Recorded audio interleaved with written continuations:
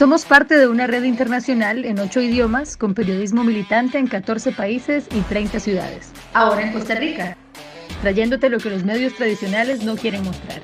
Seguinos en redes sociales, envíanos denuncias y unite a La Izquierda Diario Costa Rica. Hola, muy buenas tardes y gracias por acompañarnos en esta nueva edición de nuestro programa Perspectivas de Izquierda que realizamos desde La Izquierda Diario Costa Rica. Mi nombre es Paola Celedón y yo les voy a estar acompañando el día de hoy. El nombre de nuestro programa es Suramérica como nuevo foco de pandemia.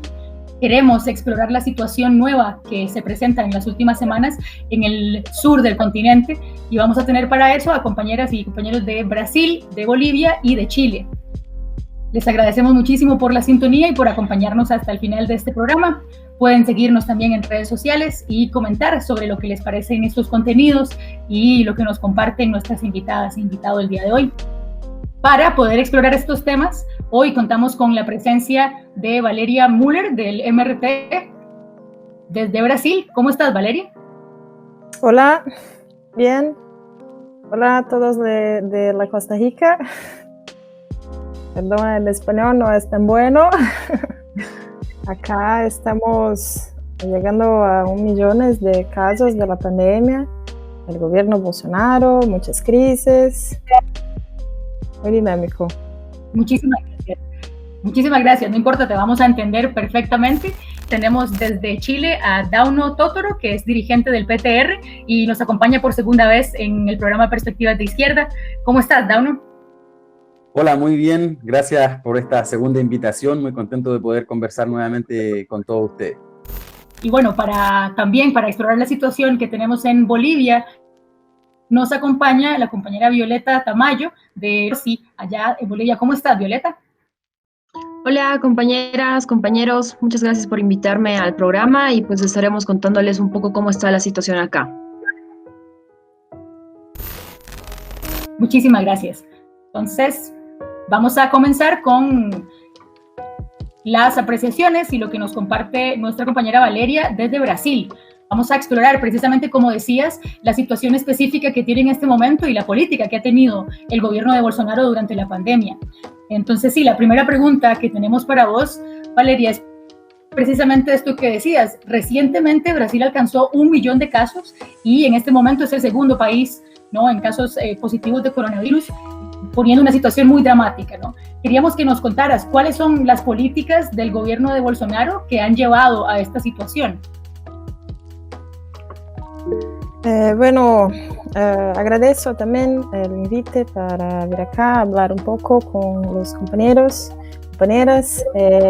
Hablar de la política de Bolsonaro acá siempre requiere abordar un poco sobre la gran crisis política que hemos presenciado acá en nuestro país, incluso antes de la pandemia, pero con la pandemia todo se profundiza. En abril, el Poder Judicial determinó que los gobernadores eran responsables de las medidas de aislamiento social, de cierre de los comercios, porque desde el comienzo de la pandemia, Bolsonaro, la política es negaciones, una orientación negacionista que minimiza el problema de la pandemia, siempre en una defensa de que la salud no podría estar por delante de la economía. Mientras que la salud se derrumba, la economía se hunde en la mayor retracción de la historia del país. La estimación es que reduce más del 9% de los desempleados, que ahora tiene casi 13 millones en las cifras oficiales, y hay estudiosos que estiman que hasta el final de año puede llegar a 40 millones de personas desempleadas. Entonces, la salud no está delante de la economía y de la economía está en ruinas. Bueno, sus opositores burgueses de Bolsonaro, como los gobernadores, no negan directamente la existencia de la pandemia, pero su práctica política también contribuye a esta situación catastrófica. Esto debe que incluso el aumento aterrador de las cifras, llegando a más de 55.000 muertos, que sabemos que son subregistrados porque proporcionalmente Brasil es uno de los países que menos hace tests. Su orientación de Bolsonaro y de los gobernadores ha sido reabrir la economía a medida que los empresarios presionan. Cierra unos días y vuelve a abrir nuevamente. Hay lugares que incluso con el colapso total del sistema de salud, pues personas muriendo, esperando una cama de hospital, continúan reabriendo incluso servicios no esenciales, sin testes, sin una expansión significativa del sistema de salud, sin garantizar medidas adecuadas para proteger a los trabajadores. Hasta ahora, el Ministerio de la Salud ha transferido a los estados aproximadamente la mitad del dinero destinado a combatir la pandemia. Y es poco, el dinero es solamente la mitad está llegando. En medio a todo caso, Bolsonaro continúa comprando medicamentos como la cloroquina, a pesar de las investigaciones científicas que demuestran que incluso puede empeorar la situación de las personas. No comienzo de la pandemia, Bolsonaro defendió una política de inmunidad colectiva, diciendo que si una grande parte de la población se infectaba y se inmunizaba, estaríamos libres del virus, y sus opositores burgueses decían, oh, qué absurdo, pero ahora es precisamente eso que están haciendo, una infección masiva. La pandemia avanza rápidamente en el interior del país, donde la situación del sistema de salud es aún más precaria que las capitales y las personas son aún más pobres. Eso en un país donde 32 millones de personas no tienen acceso a agua entubada tratada. Esta semana, los oligarcas del Senado también aprobaron un proyecto que permite la privatización del agua, mostrando cómo se aprovechan de la pandemia para vender el país. Hace más de un mes, cuando renunció el segundo ministro de Salud, cambiaron para un militar que es interino, pero está desmantelando el sistema de salud, desestructurando el SUS. Y no es de extrañar que en Brasil también el país con mayor número de muertes entre los trabajadores de la salud. Eles han estado en algunas protestas porque están pagando con sus vidas por esa crisis, sin mascarillas, sin condiciones de trabajo. Además, es absurdo, sin medida, que en un país con la capacidad productiva de Brasil tiene falta de respiradores, de mascarillas. La conversión de la industria se realiza en una escala muy pequeña, sin ningún control, cuando ciertamente si fuera controlada por los trabajadores, como nosotros reivindicamos, sería capaz de satisfacer toda la demanda del Brasil y de América Latina de conjunto.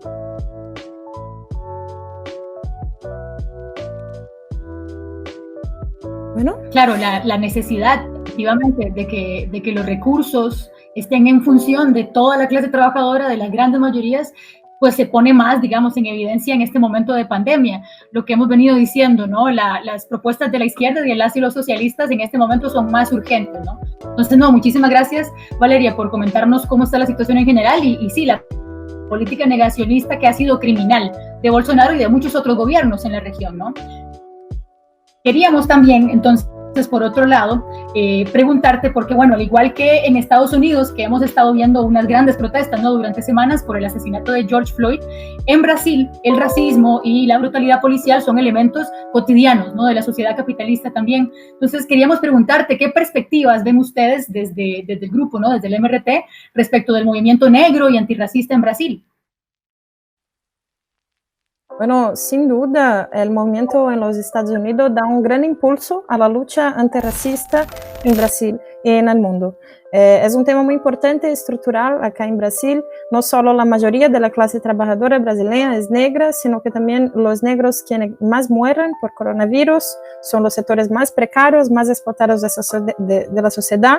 Además, la policía continúa incluso durante la pandemia matando jóvenes negros en barrios pobres de periferias y con otros casos escandalosos de racismo estructural que generan revueltas, aunque sin movimientos de masas todavía. Hasta el domingo pasado hubo manifestaciones antifascistas, antirracistas contra Bolsonaro y contra las manifestaciones fascistas de sus apoyadores, que todo el domingo estaban en las calles, y ahora cada vez menos debido a las manifestaciones antifascistas, antirracistas. Fueron muy importantes esas manifestaciones y se componían de jóvenes, principalmente jóvenes negros. Ahora, en 1 de julio, habrá un paro internacional de repartidores de APP, que empezó acá en Brasil y se ha articulado en otros países. Sus trabajadores precarios, sin derechos, están exigiendo demandas mínimas contra las empresas como Uber, Rappi, que los explotan cada vez más en medio de la pandemia. A nivel nacional, en su mayoría son también negros. Nosotros en MRT y también Quilombo Vermelho hemos estado con todo apoyo, damos todo apoyo al paro, que nos parece muy dinámico, aunque las empresas intentan boicotear, prometiendo pagar más a los repartidores que van a trabajar en este día, pero veamos, muy importante este día, apoyamos esa lucha también para decirle todos los patrones que no aceptamos esas condiciones de trabajo que imponen a los repartidores y que los capitalistas quieren imponernos a todos. También hemos estado peleando para que los trabajadores de Súbite de San Pablo se unan a los repartidores en el 1 de julio, porque están enfrentando ataques brutales contra el gobierno. El 1 de julio es una oportunidad para unirse como trabajadores del transporte, que son esenciales, que son los que mueven el país, de la ciudad, y que de todo depende de ellos. Y tienen que tener los mismos derechos garantizados. Hemos exigido de los sindicatos, de las centrales sindicales, que apoyen el 1 de julio, llamando a toda la izquierda para rodear de solidaridad el paro de los repartidores, diciendo que las vidas negras importan, la vida de los repartidores y de los trabajadores importan, y que nuestras vidas valen más que sus ganancias. Estamos contra el Frente Amplio, que PT y PSOL han estado tratando de conformar con burgueses y golpistas, y luchamos por la unidad de los trabajadores y del pueblo para enfrentar la crisis y defender nuestros derechos, buscando avanzar en una respuesta de los trabajadores. Aunque la situación política todavía está muy a la derecha acá en Brasil, estos focos de resistencia de los trabajadores son muy importantes porque esta es la única vía de cambiar la situación y hacerla más favorable para los trabajadores. No marco de esas batallas también rechazamos todo el autoritarismo de los bandos burgueses que disputan entre ellos la dirección de este régimen decadente. Sin ninguna confianza no poder judicial autoritario en los llamados oposiciones democráticas burguesas de los gobernadores, de los parlamentarios, cuya política tiene los mismos resultados, como lo decía. Nos ha costado nuestras vidas.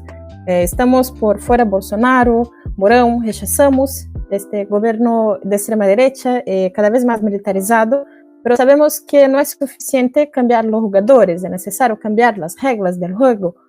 Por eso que necesitamos desarrollar los focos de resistencia de los trabajadores y del pueblo para imponer una asamblea constituyente libre, soberana, a través de la lucha para que sea el pueblo que decida la dirección del país en medio de esta crisis histórica. Entendemos que estas son batallas fundamentales del momento para una perspectiva socialista y revolucionaria en Brasil.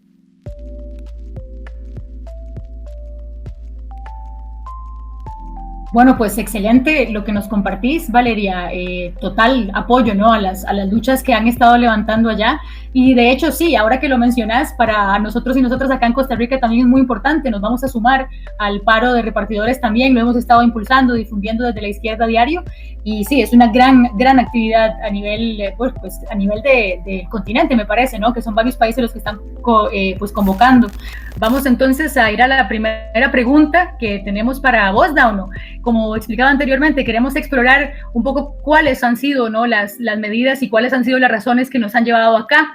Específicamente en Chile, el gobierno de Piñera sabemos que ha sido altamente cuestionado por su manejo de la pandemia, al igual que otros gobiernos de la región, como el de Costa Rica, por ejemplo, continúa sus planes de endeudamiento, ¿no?, para poder paliar un poco esta crisis. ¿Qué significa esta política de endeudamiento para la clase trabajadora, para las grandes mayorías? Bueno, primero que todo hay que dar cuenta del marco en el que está la pandemia hoy en Chile. Sabrán probablemente que aquí los contagios se han disparado, ya hay más de 250.000 contagios totales, es el sexto país con más contagios por cada millón de habitantes, solo superado por países muy pequeños, digamos, con alrededor de 3 millones de habitantes. Chile tiene alrededor de 17 millones, y el gobierno desde un comienzo ha tenido una política no solamente irresponsable o poco clara, sino que además decididamente han buscado que esta crisis la paguen los trabajadores, empujando a que sigan produciendo, a que se sigan llenando los bolsillos los empresarios, arriesgando la vida y arriesgando el riesgo de contagio del pueblo trabajador, donde ya se ha llegado a más de 7.000 fallecidos y fallecidas. En ese marco el gobierno ha estado muy debilitado, muy cuestionado, porque además venimos de una rebelión que no fue derrotada del octubre del 2019, y que en ese contexto es que el gobierno buscó realizar un acuerdo nacional económico con sectores de la oposición, donde fueron parte de los principales partidos de la ex concertación, quienes gobernaron prácticamente 25 años después de la dictadura, y también fue parte de las negociaciones Revolución Democrática, que es parte del Frente Amplio, esta nueva coalición que nació en el 2017 y que se ha integrado rápidamente al régimen político.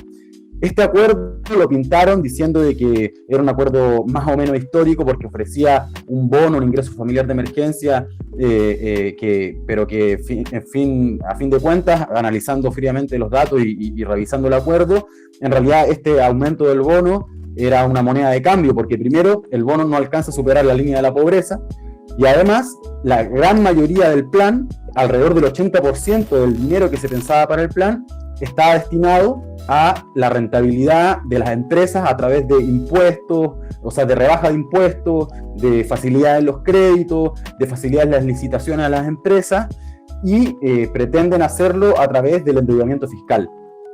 El año 2019 Chile pagó, en términos de intereses de la deuda, alrededor de 2.600 millones de dólares, y se pronostica que el siguiente pago sería, en el peor de los escenarios, de 4.100 millones de dólares. Esa plata es el doble de lo que estarían destinando para los bonos del ingreso familiar de emergencia. O sea, es totalmente elocuente de cuál ha sido hoy la política del gobierno, porque saben que finalmente la deuda la paga el pueblo trabajador y la pagan todos y todas los chilenos a través de los impuestos. Es decir, lo que están haciendo es organizar al país sobre bases sociales de mayor precarización, de mayor cesantía y en este caso de aumento de contagio. Ese es en última instancia el plan estratégico que tiene el gobierno y que también se ha sumado a la mal llamada oposición neoliberal de la ex concertación. Porque además han facilitado los despidos, han aumentado las suspensiones laborales, están empujando en última instancia al pueblo a una catástrofe y eso es lo que tenemos que enfrentar.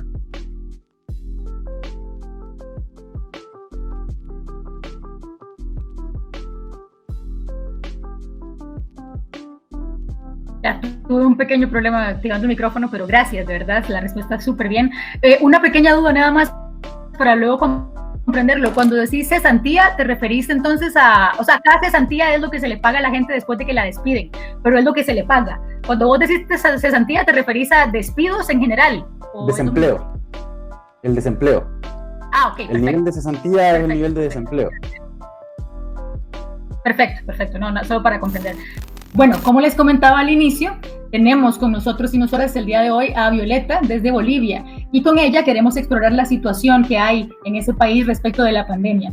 Hemos visto que la dramática situación que hay en ese país se ha combinado también con el nuevo anuncio que hizo el gobierno de Áñez para fijar las elecciones presidenciales en septiembre. Queríamos preguntarte en este marco, ¿cuáles elementos de la política del gobierno golpista han llevado a esta dramática situación? Bueno, Paola, es importante para eso entender en qué situación estamos, por un lado en cuanto a la crisis de sociosalubridad y por otro lado en cuanto a la crisis política que venimos arrastrando desde noviembre del 2019, producto del golpe de Estado en el escenario postelectoral boliviano. Para empezar, en este momento en Bolivia vamos por alrededor de 28.500 y un poco más de contagios detectados. Como decían Valeria y como también expresaban Dauno, acá, como en todos los países de América Latina y el mundo, lo que están haciendo los gobiernos capitalistas respecto a la pandemia es manejado con absoluta negligencia, con insuficiencia de test masivos, para empezar eso por delante, que creo que es un común denominador en todos los gobiernos. Acá la OMS ha expresado incluso con mucha preocupación cómo se está manejando el tema de los test.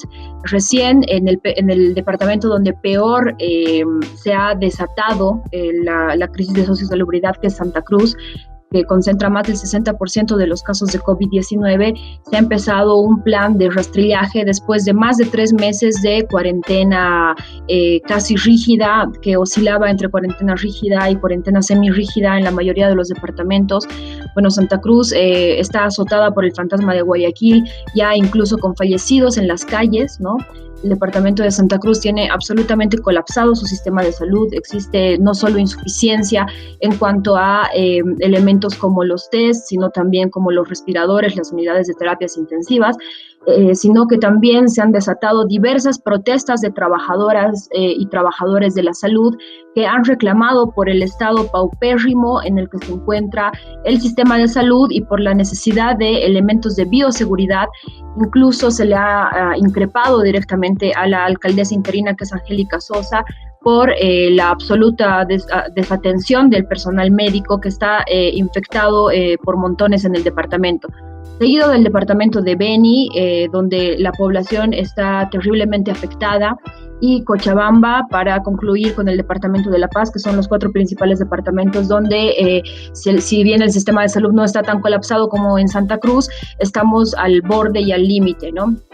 Esto se combina con la insuficiencia de políticas que puedan paliar el hambre. En el país hemos tenido ya 2 suicidios por hambre, dejando manifiesto de que eran personas, ¿no? En uno de los casos, una niña de 12 años que se ha terminado suicidando porque sus padres no podían trabajar en la cuarentena y pasaban condiciones pésimas de alimentación, entre otros hechos que, por ejemplo, han llevado a movilizaciones por la falta de alimentos, por el derecho al trabajo. Aquí la cuarentena rígida ha sido bastante estricta, militarizada, como en todos los países, con represión por delante.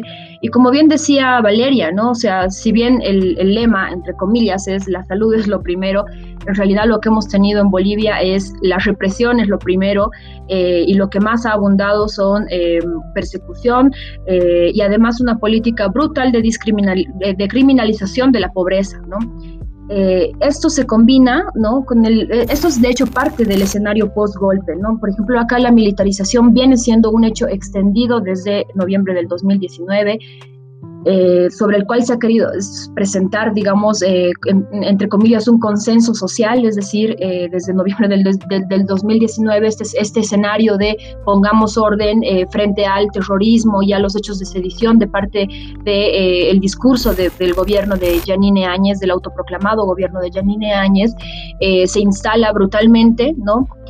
Con las masacres de noviembre del 2019, que son la masacre de Sencata, la masacre de Ovejuyo y la masacre de Sacaba, que han dejado más de 30 muertos en el país, en un escenario donde la extrema derecha, con un bloque cívico, militar, policial y clerical, han asaltado el poder tras el fortalecimiento mismo que le ha dado el gobierno de Evo Morales y del movimiento al socialismo, que es el partido de Evo Morales, a la extrema derecha, permitiéndole consolidar el golpe de Estado y luego siendo legalizado por el propio MAS, quien ha pactado incluso por sobre las masacres en ese entonces, ¿no? Bueno, la crisis política extendida desde noviembre del 2019 se ha combinado de una manera brutal con la pandemia acá.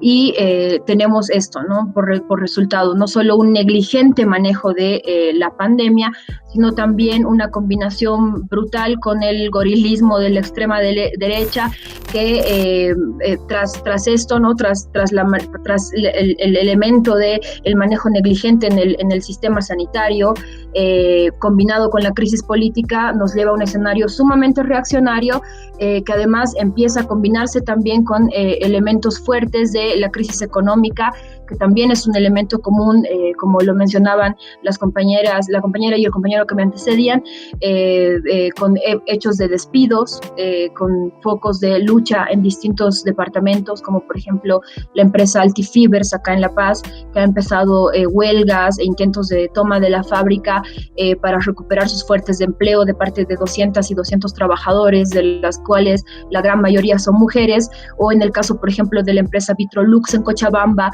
que son trabajadores y trabajadoras que también están intentando recuperar sus fuentes de empleo ante el inminente cierre de las fábricas que están empezando a ver por montones en Bolivia, ¿no? No solo se han despedido a trabajadores de empresas privadas, sino que, por ejemplo, también en el caso de maestros de áreas rurales y urbanas se han presentado un montón de despidos también en diversos departamentos del país. Entonces, lo que tenemos es un escenario bastante peligroso, ¿no? Un giro muy a la derecha a partir de noviembre, combinado con una política ultra represiva, aprovechando el discurso de la pandemia que también ha tomado el gobierno de Yanine Áñez para aprovechar, ¿no?, la política del prorroguismo. Entonces, pese, por ejemplo, a que hace como unas 2 o 3 semanas se había llegado a un consenso entre todos los partidos del bloque golpista con el movimiento al socialismo, Yanine Áñez venía teniendo una política negacionista de convocar a elecciones generales. Sin embargo, el 12 de junio, después de una enorme presión social de diversos sectores, pero también incluso de sectores del propio golpismo, como el propio Carlos Mesa, ¿no?, se ha promulgado una ley de elecciones el domingo 21 en la que Yanine Áñez ha referido a que, bueno, finalmente la está aprobando por presión del MAS y de su partido opositor del bloque golpista también, que es Comunidad Ciudadana a la cabeza de Carlos Mesa. Consideramos desde la Liga Obrera Revolucionaria de que, si bien defendemos el derecho legítimo a convocar elecciones, no es que esto realmente vaya a dar una solución a todo el problema de conjunto que enfrentamos en el país, ¿no? Es decir, las y los trabajadores debemos empezar a organizarnos también por exigir, por ejemplo, test masivos, continuar defendiendo nuestras fuentes de trabajo, empezar a pelear por mejores condiciones para todo el personal de primera línea, que si bien está luchando, también está bastante desarticulado de las otras luchas de las y los trabajadores, y esto por el rol nefasto que ha tenido la burocracia sindical acá en Bolivia, y también recuperar la bandera de la independencia política, pues la burocracia sindical en estos momentos sigue absolutamente subordinada al movimiento al socialismo, que es constantemente el mayor elemento de desmovilización en el país, ¿no? Es decir, el MAS, por ejemplo, ha interrumpido diversos hechos de lucha política acá, diversos elementos de movilización, como lo que estaba sucediendo en Cochabamba, en Caracara, en movilizaciones donde juntas de vecinos y sectores de trabajadoras y trabajadores del campo y de la ciudad estaban exigiendo condiciones básicas como el derecho al agua, como condiciones económicas para enfrentar la pandemia, y bueno, el MAS ha intervenido haciendo de que se desmovilicen como puente de negociación entre el golpismo y estos sectores movilizados en la ciudad de Cochabamba, ¿no? Entonces pensamos que es muy importante tomar esos elementos en cuenta para poder enfrentar tanto la crisis de sociosalubridad como la crisis política y económica que nos está azotando duramente y que recae con dureza sobre las espaldas de los más explotados, explotadas, oprimidos y oprimidas, ¿no?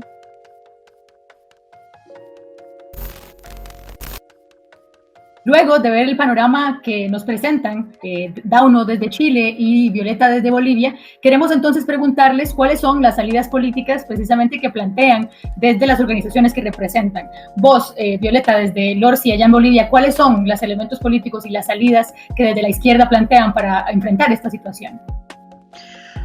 Bueno, precisamente desde noviembre del año pasado, nosotras y nosotros hemos empezado a discutir la necesidad de recuperar nuestras instancias de autoorganización en primer lugar. Es decir, como comentaba en la primera pregunta que me hacías, Paola, existe una fuerte mediación burocrática sindical, por ejemplo, en la Central Obrera Boliviana en Bolivia, que permite que precisamente existan elementos de desmovilización muy fuertes ante hechos como, por ejemplo, la movilización de Caracara u otros acontecimientos que, de hecho, desde noviembre del año pasado vienen representando, en los que el MAS, de hecho, viene representando una correa de transmisión de la política casi del golpismo de desmovilizar y pactar y desmovilizar y pactar, ¿no? Entonces creemos que un primer elemento es recuperar nuestras instancias de autoorganización y reagrupar a esta vanguardia que viene luchando desde noviembre, que es la misma vanguardia también de lucha que viene resistiendo y reclamando por mejores condiciones y el derecho a o poder pasar una mejor cuarentena, digamos, o poder tener condiciones mínimas básicas para enfrentar una cuarentena, reclamando, por ejemplo, cosas como un salario de cuarentena, mejores condiciones de bioseguridad para no morir de hambre, ¿no? Porque de hecho acá es o te mueres por el bicho por el coronavirus, o te mueres de hambre, y de hecho eso está sucediendo, ¿no? Los suicidios por hambre acá, incluso de niñas, como les comentaba hace un momento, han sido hechos que han golpeado muy duramente al país, la muerte de enfermeras, etcétera. Entonces existe esta necesidad, ¿no?, de reagrupar a todos los sectores que tienen esta combatividad y poder enfrentar con independencia política y sin ninguna contención ni mediación de por medio este escenario de crisis integral, ¿no? Y por otro lado, nosotras y nosotros consideramos de que, como te decía hace un momento, si bien defendemos el derecho legítimo de diversos sectores a reclamar por elecciones, creemos de que la salida estructural no es esta precisamente. Realmente necesitamos pensar en empezar a construir un instrumento de las y los trabajadores, un instrumento de las explotadas, de los explotados, de los oprimidos, de las oprimidas. Acá, como en Brasil, han habido diversos sucesos de racismo que, por ejemplo, en noviembre del año pasado han implicado la quema de la huipala, la pateadura a mujeres de pollera, y hemos visto cómo no solo esto está representado en los partidos claramente de derecha, de la extrema derecha, que han dado el golpe de Estado, sino también en el propio movimiento socialismo, que ha terminado pactando con estos partidos, y creemos que estos hechos se dan a escala mundial y que es precisamente la respuesta a la que tenemos que dar es mirar estructuralmente cuál es el problema y empezar a construir una alternativa de todos los sectores que han venido enfrentando el golpe de Estado en ese momento y que también hoy van a enfrentar esta crisis, estos despidos, los trabajadores y las trabajadoras de primera línea que están enfrentando la crisis en primer lugar.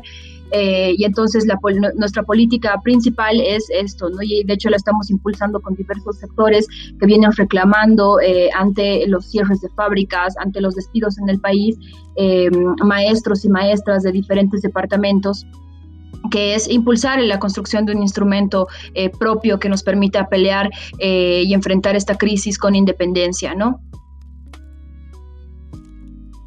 Dauno, vos desde el PTR, ¿qué clase de propuestas, qué salidas políticas se están planteando en este momento frente a esta situación?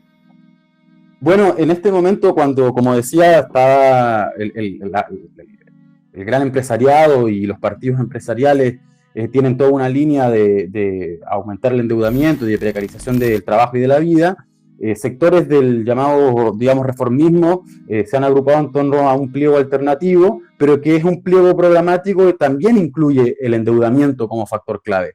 Allí vemos que es necesario presentar una alternativa distinta, porque mientras proponen ese proyecto, el reformismo a la cabeza de los principales sindicatos como la CUT, principalmente dirigidos por el Partido Comunista, mantienen además una pasividad absoluta, permitiendo que pase ataque tras ataque el gobierno de Sebastián Piñera. Por eso hemos buscado levantar y coordinar con la mayor fuerza posible todas las experiencias de autoorganización de las y los trabajadores a través del Comité de Emergencia y Resguardo de la ciudad norteña de Antofagasta, a través del Comité de Salud y Seguridad del Hospital Barros Luco, porque vemos que son ejemplos que se pueden tomar y se deben articular para avanzar en la coordinación de todos los sectores que hoy quieren enfrentar al gobierno de Sebastián Piñera y quieren pelear porque la crisis no la pague el pueblo trabajador, sino que la paguen los grandes empresarios. En ese marco es que venimos planteando la necesidad justamente de levantar esta articulación con un programa de emergencia, primero que parta por las necesidades sanitarias básicas, como la aplicación de testeos masivos, de residencias sanitarias masivas, la unificación del sistema de salud en un sistema único, estatizando y nacionalizando las clínicas privadas sin pago, bajo control de sus trabajadores y trabajadoras, que incluya también un impuesto extraordinario a las grandes fortunas para poder financiar un salario de emergencia a todos los trabajadores y trabajadoras que lo requieran, que sea igual a la canasta básica familiar, para que no se pase hambre, porque apareció el problema del hambre en Chile también en su momento. Y además este programa de emergencia tiene que ir ligado a un programa más de conjunto que busque reorganizar este país de 30 años de saqueo sobre nuevas bases sociales que sean favorables a las grandes mayorías, partiendo por la nacionalización, por ejemplo, del cobre y de los recursos naturales bajo gestión de sus trabajadores y de las comunidades, porque hoy hay mucho dinero en Chile. Las mineras siguen llevándose muchísimos dólares a sus bolsillos, llevándoselos del país. Entre el 2004 y entre el 2006 y el 2014 se llevaron más de 120 mil millones de dólares en términos de utilidades, y es totalmente irrisorio que sigan llenándose de esa manera los bolsillos de los grandes empresarios, en particular de la minería, cuando existen necesidades tan urgentes como fortalecer el sistema sanitario público, considerando que faltan camas críticas, considerando que la infraestructura no es la suficiente para enfrentar la pandemia, considerando que hay un problema de hambre en sectores populares.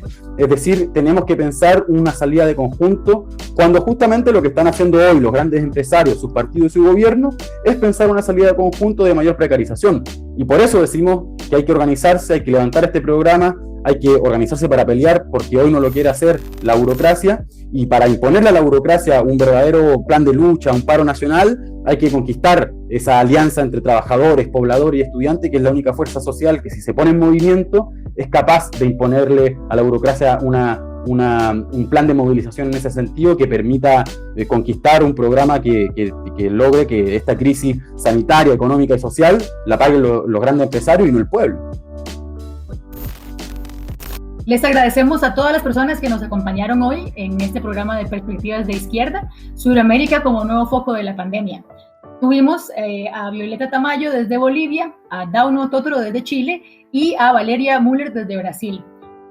Como vimos, nos explicaron la situación que hay en este momento en el sur del continente, y bueno, es una situación que lo que plantea es una serie de tareas políticas que son muy importantes. Acá desde Costa Rica, donde bueno, el gobierno de Carlos Alvarado no ha enfrentado una situación así de dramática por el momento, en este momento sí se están viendo las consecuencias de las políticas de priorizar las ganancias por encima de las vidas, ¿no? Entonces hemos visto un pico en los casos, y también vemos cómo el primer elemento que justifica esto ha sido la política de las cámaras empresariales de no parar grandes ramas de la producción y la economía costarricense que no son esenciales, solo para hacerle ganancias a los empresarios.